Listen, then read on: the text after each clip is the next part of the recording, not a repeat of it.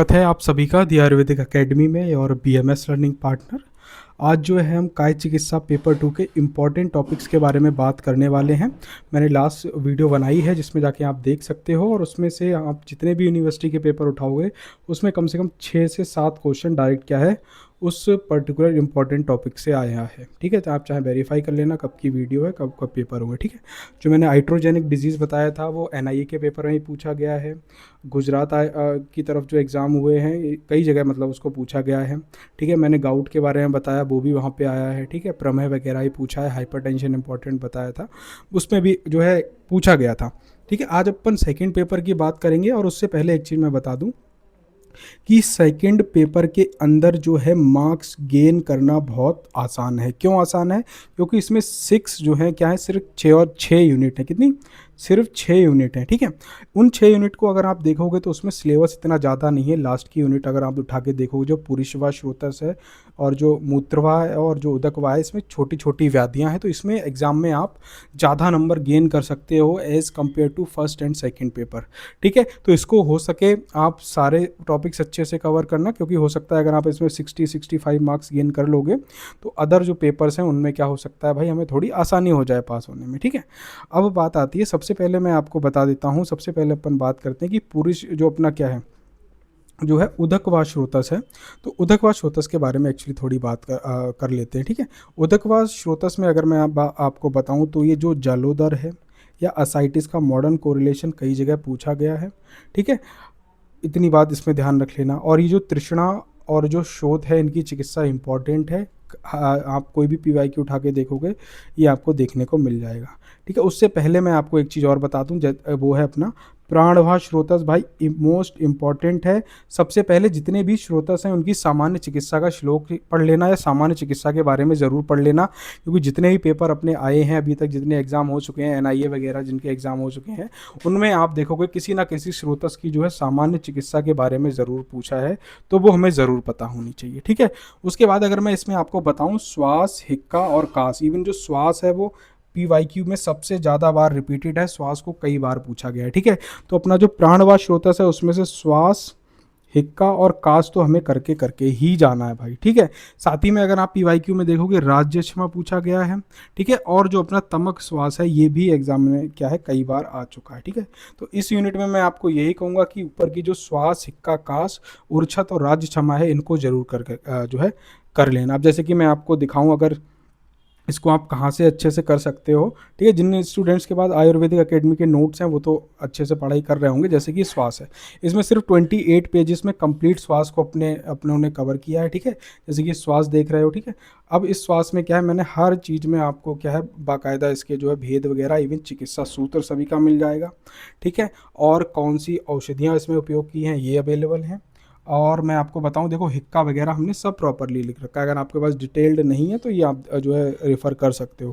ठीक है, तो ये हमने इस सबसे प्राणवाय श्रोतस में कौन कौन सा हो गया, सबसे पहले अपने ने पढ़ लिया श्वास, कास और जो है हिक्का, ये जरूर पढ़ना है। साथ ही में अपना जो राज्य क्षमा है, ये 4 व्याधियाँ इस यूनिट से पढ़ के जाना। इसमें से कोई ना कोई लॉन्ग जरूर आपको देखने को मिलेगी, 100% आने के इस जो है चांस है। ठीक है, तो ये यहाँ पे अपना क्या अपने ख़त्म कर लिया प्राणवाह। प्राणवाह के बाद जो है यार, अगर मैं आपको वात व्याधि के अंदर बताऊं तो वात व्याधि में क्या क्या है, सबसे पहले वात व्याधि में आता है, कई बार जो है पूछा गया है, वो है पक्षाघात। ठीक है, और जो पक्षाघात के अंदर ये जो है ना एकांगवाद, सर्वांगवाद क्या है, ये इसी के अंदर इंक्लूड होते हैं। ठीक है, तो इतना ध्यान नहीं रखना है। अगर आप पक्षाघात पढ़ लोगे तो बाकी चीज़ें उसी के अंदर आ जाती है। ठीक है, ये पूछा गया है। कंपवात भाई मोस्ट इंपॉर्टेंट है। कंपवात तो इसका जो पार्किंसन डिजीज़ का कोरिलेशन है, इसमें कॉचपाक वगैरह का अपन उपयोग करते हैं, ये बहुत बार पूछा गया है। ठीक है, क्या हो गया, पक्षाघात, कंपवात और आर्दित। ठीक है, कितने हो गए, 3। साथ ही में इसमें क्या पूछा गया है, गिरिधर्सी। कोई भी पेपर उठा के देखोगे भाई ये आपको देखने को मिलने ही मिलने वाला है उसके अंदर। साथ ही में ये जो अपना उरु स्तंभ है ये बहुत ज़्यादा इंपॉर्टेंट है।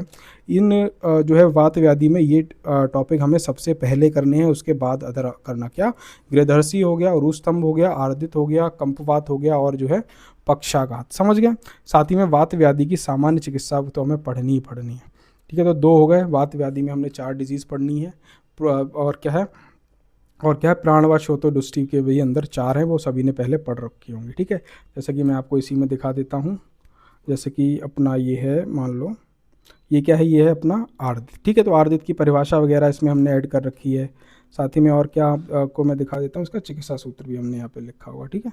जैसे कि ये बेल्स पाल्सी है, इसका हमने क्या चिकित्सा सिद्धांत लिखा है, आर्दिते नवन पानम मूर्धे तैल तर्वण मेवचा, ठीक है। तो ये इस तरह से क्या है, आपको पढ़ने में थोड़ी आसानी हो जाएगी, ठीक है। तो ये अपनी इंपॉर्टेंट हो गए, यहाँ से जो है आप कर सकते हो। तो और मैं अगर आपको बताऊं कि जो मूत्र व श्रोतोदृष्टि विकार है, मूत्र व श्रोतोदृष्टि विकार के अंदर मूत्र क्रच और मूत्रघात, इनके बीच में डिफरेंस पूछा गया है, ठीक है। इनकी चिकित्सा के बारे में भी पूछा गया है, बहुत सारे एग्जाम में आप उठा के देखोगे तो ये ज़रूर पूछा गया है, या एटलीस्ट इसमें से मूत्र क्रच मूत्रघात पढ़ के जाना। यूटीआई के बारे में पूछा गया है कई सारे एग्जाम में, ठीक है। और ये जो अपने नेफ्राइटिस है, नेफ्रोटिक सिंड्रोम है, इससे क्या है मॉडर्न डिजीज़ वगैरह आ सकते हैं, तो ये ज़रूर पढ़ के जाना है इसमें, मूत्रक्रच और मूत्रघात। उसके बाद पुरुष व श्रोतोदृष्टि में बताऊं तो मैं आपको अतिसार मोस्ट इम्पॉर्टेंट है, कोई भी एग्जामिनर आपसे पूछ सकता है। अर्श के बारे में आ सकता है, अर्श जो है अपना शल्य पेपर 2 के लिए भी बहुत ज़्यादा इंपॉर्टेंट है, ठीक है। अतिसार, प्रवाहिका और अर्श हमें पढ़ के ही पढ़ के जाना है, ऐसा मत करना है छोड़ के चले जाओ। अगर आप इस पेपर में टोटल डिजीज उठाओगे ना तो 13 से 14 डिजीज़ ही हैं, 13 से 14 डिजीज़ अच्छे से पढ़ लोगे तो कितने गेन कर सकते हो, 60+ मार्क्स इसमें आसानी से गेन कर लोगे। तो जो आयुर्वेदिक हैं वो उन सभी को कवर करो, ठीक है। नोट्स मैंने आपको बता दिए हैं, वहाँ से पढ़ोगे तो एक बार में सारी चीज़ें क्लियर हो जाएंगी, ठीक है। तो हमने क्या क्या पढ़ लिया। अब बात आती है अस्थि मज्जा जो है प्रदोषज। इसमें यार देखो, ये ऑस्टियोपोरोसिस जिसको अपन अस्थि शौचर्य बोलते हैं, ठीक है। ऑस्टियोपोरोसिस बहुत कॉमन बीमारी है, पूछा जाता है। ऑस्टियोपोरोसिस, ऑस्टियोपीनिया, इन सब में क्या है डिफरेंस पूछ सकते हैं आपसे। साथ ही में इसके अंदर संधिगतवात भाई मोस्ट इम्पॉर्टेंट है, ठीक है। आने की चांस सबसे ज़्यादा है इसमें क्या, संधिगतवात के अंदर, ठीक है। कई एग्जाम आप उठा के देखोगे आपको संधिगतवात जरूर देखने को मिलेगा, समझ गए। तो इसमें क्या है, जो अपना अस्थि शौचर यानी ऑस्टियोपोरोसिस, अस्थि क्षय जिसको अपन ऑस्टियोपीनिया बोलते हैं, और ऑस्टियोआर्थराइटिस, और इसका जो संधिगत वात है आने के सबसे ज़्यादा चांस है, ठीक है। बाकी इसमें से कोई और कुछ भी पूछ सकता है यार, ये वात कंटक हो गया, जैसे क्रोस्टुक सीरस है, ये बहुत ही अजीब सा, इसका नाम से आपको समझ में नहीं आ रहा होगा। इसमें क्या है, जो अपनी नी होती है उसकी जो आकृति किसके समान, सियार के मुख के समान दिखाई देती है, उसको अपन कॉस्टिक सीरस बोलते हैं, ठीक है। तो इतनी बात इसमें ध्यान रख लेना। तो हमने क्या क्या पढ़ लिया, कहीं पे आप लिख लो। सबसे पहला अपनी क्या थी, जो सबसे पहली वात व्याधि है उसमें हमने क्या क्या कवर कर लिया है। वात व्याधि के अंदर सबसे पहली यूनिट बताऊं, पक्षाघात, कंपवात, ठीक है। और क्या है, आर्दित और गृहदर्शी, पढ़ना ही पढ़ना है, और उरुस्तंभ, ठीक है। उसके बाद इसमें हमने अस्थि शोषण यानी ऑस्टियोपोरोसिस के बारे में पूछ सकते हैं, और संधिगतवात मोस्ट इंपॉर्टेंट है, ठीक है। उसके बाद आता है, उसके बाद अपना प्राणवा श्रोतो दृष्टि विकार, इसमें श्वास का सिक्का, राजस्मा, तमक श्वास ज़रूर पढ़ना है, ठीक है। बाकी देखो मॉडर्न भी पढ़ना है, छोड़ना नहीं, बल्कि पहले इनको कवर करना है, ठीक है। और उसके बाद हमें क्या है, इसमें जो है जलोदर और तृष्णा के बारे में भी पढ़ना है, मूत्रकच मूत्रघात पढ़ना है, यूटीआई, आशमरी भी एक बार ऊपर से देख सकते हो आप। और जो है अपना अतिसार, प्रवाहिका और अर्श, ये तो पढ़ के ही जाना, इनको बिना पढ़े नहीं जाना, ठीक है। तो मैंने क्या बताया कि पेपर 2 के अंदर जो है मार्क्स गेन करना बहुत आसान है, तो पेपर 2 पे अच्छे से ध्यान दो। जो नोट्स मैंने आपको प्रोवाइड कराए हैं ऐप के अंदर, ठीक है, द आयुर्वेदिक एकेडमी पे, उनको जाके पढ़ो, ठीक है। प्रिंट करा लो आराम से, उसे 1 महीने पढ़ोगे तो काय चिकित्सा में अच्छे से पास हो जाओगे, क्योंकि सारे नोट्स जो है हमने कंसाइज वे में बनाए हैं, ठीक है। जैसे कि प्राणवा श्रोतोदृष्टि विकार हो गया, या अपना जो है क्या बोलते हैं इसको, मैं आपको और एक मिनट दिखा देता हूँ।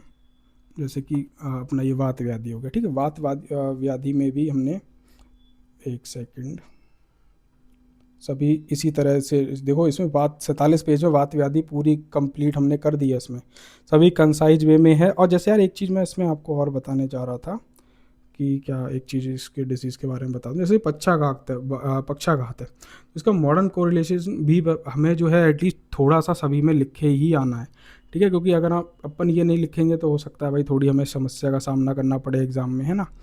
तो ये अपने इतनी बात हो गई। और देखो पुरीसेवा श्रोतस भी 29 पेज के अंदर ख़त्म है सारा, ठीक है। तो इसको जाके आप देख सकते हो, अगर आपके पास नोट्स अवेलेबल नहीं है तो द आयुर्वेदिक एकेडमी आप ऐप डाउनलोड कर लो, ठीक है। उसमें क्या है, आप सबसे पहले आपको क्या करना है, रजिस्टर करना है। उसके बाद लॉगिन कर लो, लॉगिन करने के बाद इन नोट्स का आप एक्सेस वहाँ से ले सकते हो। ठीक है, तो मिलते हैं अपन। जो है यार, कई लोग पूछ रहे थे तो मैंने सोचा बना देता हूँ, जितना मैंने एनालिसिस किया उसके अनुसार ही बताया है। बाकी आप देख रहे हो MK NK DK किसी भी पेपर में किसी भी यूनिवर्सिटी फॉलो नहीं कर रही है, तो उस चक्कर में मत पड़ना, कहीं से कोई भी क्वेश्चन उठ के आ जा रहा है।